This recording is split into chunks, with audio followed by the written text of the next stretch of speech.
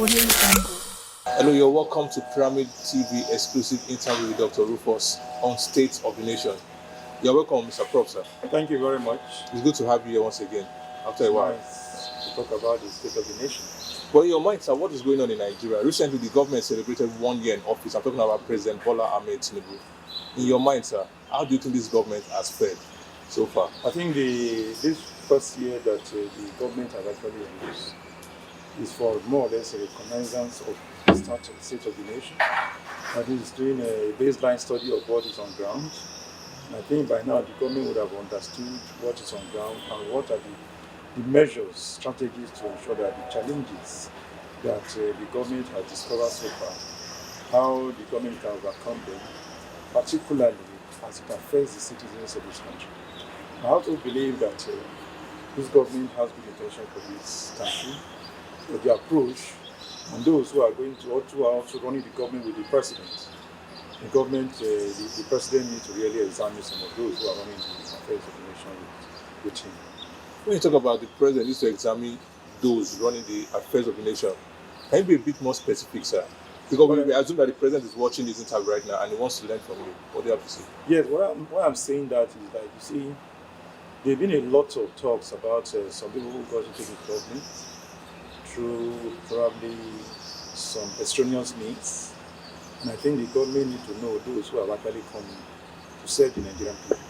I really want him to examine the people that are working with him, if they are really the right people to drive the engine of this country with him. In the area of security, sir, let's talk about security briefly. How would you rate the government?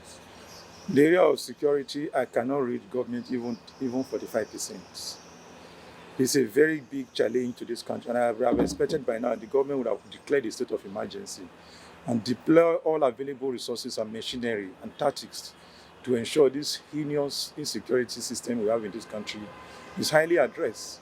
How do you imagine somebody being kidnapped, 100 persons being kidnapped, banditry and such very heinous crimes that are against humanity and God himself? I think the president needs to take more proactive steps than what we are having. He should charge all the security, all the various security chiefs, give them target, give them deadline, and probably dismiss some of them so that they will know the seriousness of what we have on ground. Nigerians cannot sleep with closing their eyes. And again, one thing that I really find very absurd is that classification of power supplied to Nigerians. Every Nigerian should have opportunity to have equal affordable lights. Power. Okay, you're talking about electricity now. Yes, I'm moving the issue of electricity, infrastructure, and even security. In fact, they are interwoven. Okay. They are interwoven. When I'm talking about the power sector, because we need the light at night to be able to detect criminals and also avert crime being committed in the dark. If you don't have the light, it's not problem. You now classify Nigerians, those who will receive half darkness, those who will full darkness. The president shouldn't have accepted that policy. The Minister of Power needs to really check himself, because it's a very bad policy. I've never seen any country that has such policy. Every Nigerian should have equal power, affordable equal power. Power is a source of economic survival and security for a nation. But some people will want to argue with you, sir, in terms of insecurity now. I mean, some school of thought have opined that before now, there used to be maximum kidnapping of children in schools and activities of banditry, but it has reduced. That's some people's opinion. But you are saying that if you say the school and probably there's some level of security at the schools, how will you tell me in a community, there's a community recently, over 100 people were kidnapped? You telling me that there's an improvement? 100 people are not just 100 chickens. Even if you kidnap 100 chickens, there will be some level of awareness of those who are supposed to protect them. Kidnap 100 people, 50 people, and you say there's nothing wrong, and nobody seems to be bothered about it. Things seem to be normal. People are killed. Things seem to be normal. I don't think things are normal. The lives of every Nigerian should be very important. I don't really want to compare Nigeria with any country, but when you talk about United States of America, the life of every citizen of the country is as equally as important as that of the president. And the more we put credence to the life of Nigerians, the better it is for all of us. Life seems to be too cheap in Nigeria. People are killed. People can no longer do business. People cannot farm. And you say there's improvement. There is no improvement, but you cannot really blame the president. But the president must take proactive action to deal with those who are supposed to handle security. You're not putting the ball at the feet of the president. You're rather saying his appointees are Yes, there's appointees. The president cannot be everywhere. The appointees are not doing enough. You cannot tell me, like, I ask you to go and do something and you tell me you have done it and it has not been done. The president must also look for a way to really check the failure of his appointees. I tell you, this country is not right. There's a lot of issues that this administration needs to handle. As I've already said, some of these problems were inherited. But I think now that after 1 year, the president would have had a baseline study of the issues on ground.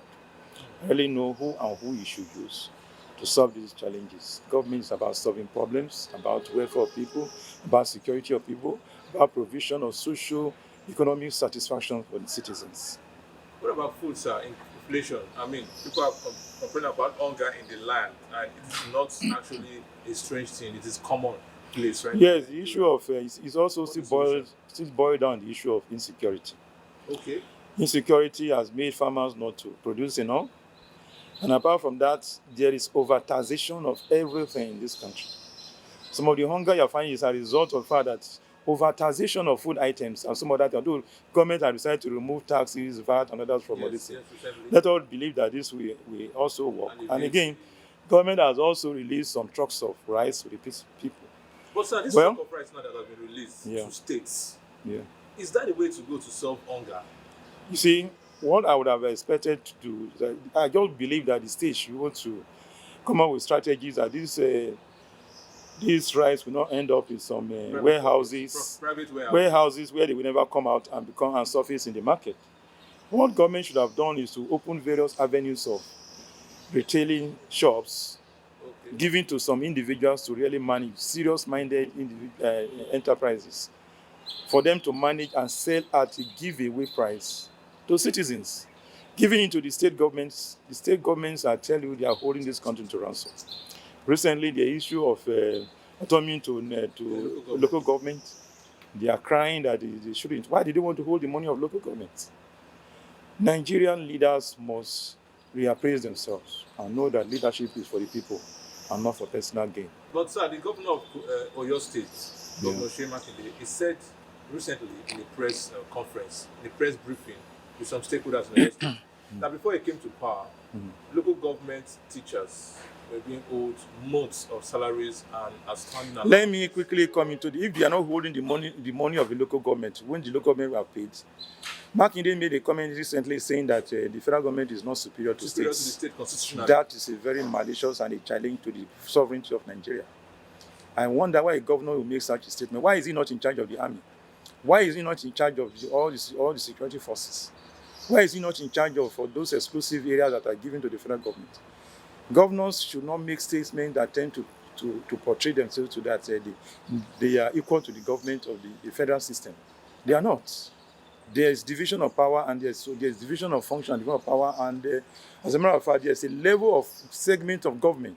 If you say that the states are equal with the federal government, why is the state not equal with the local government? Let such leaders not come out and make statements that tend to make them to be so superior to what they are not supposed to be. I think it's a slip on tongue on his part. I expect him by now to have denounced that statement and come out with the appropriate statement.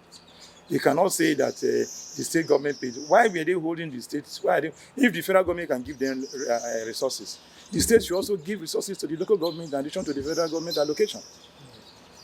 You say a capacity that the state government should also be able to give allocations to the federal government in addition to what the federal government is giving. They should also give to the local government, to the states. From the state internally generated? Yes, there should be a formula for sharing of the revenue generated by the states to the local government, in addition to what the local government will get from the federation account, and also internally generated the revenue. I believe that if the grassroots is properly, is properly managed, the local governments are properly managed, and they come out with programs, development will be faster, and the people at the grassroots will feel the impact of governance. Let's really talk about the recent appointment by President Bola Ahmed Tinubu.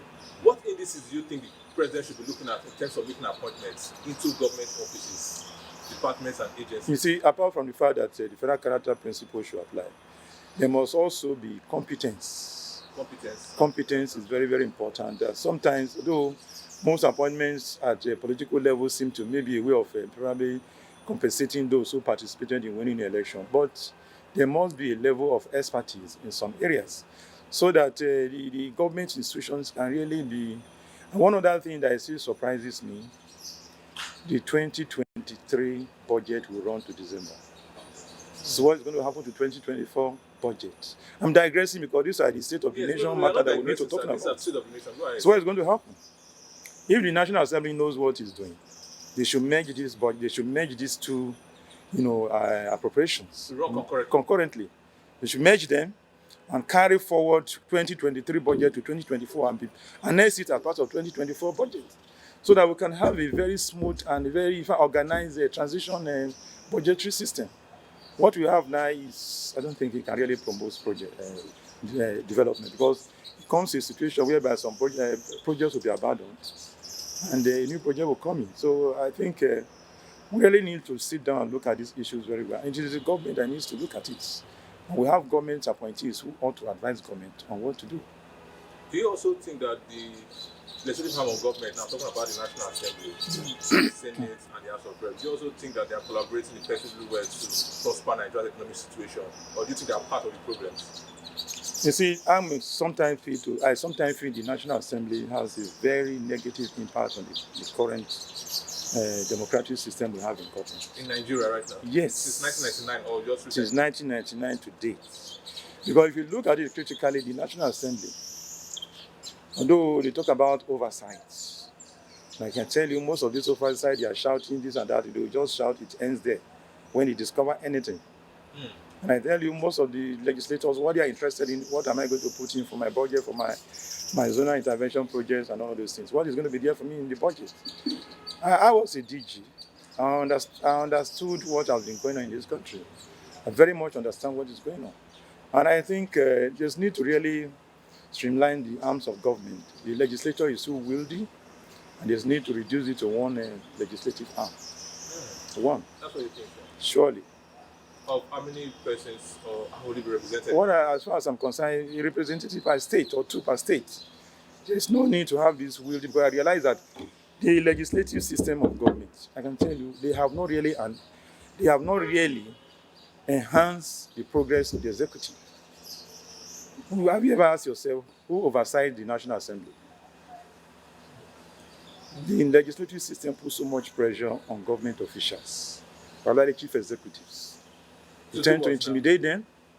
You try to intimidate them and harass them. When I was there, I was harassed. You were harassed for 8 years? Yes, I was harassed. And it came to a point that I almost resigned. Seriously, sir? The National Assembly must respect the arms of the executive. Sometimes the way they treat chief executive as if they are small boys working for them.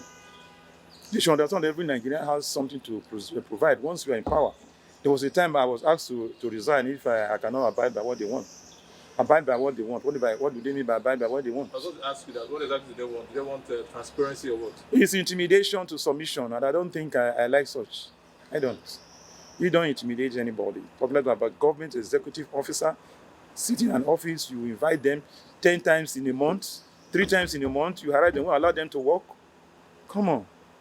The legislature is to come out with laws that will enhance Nigerians.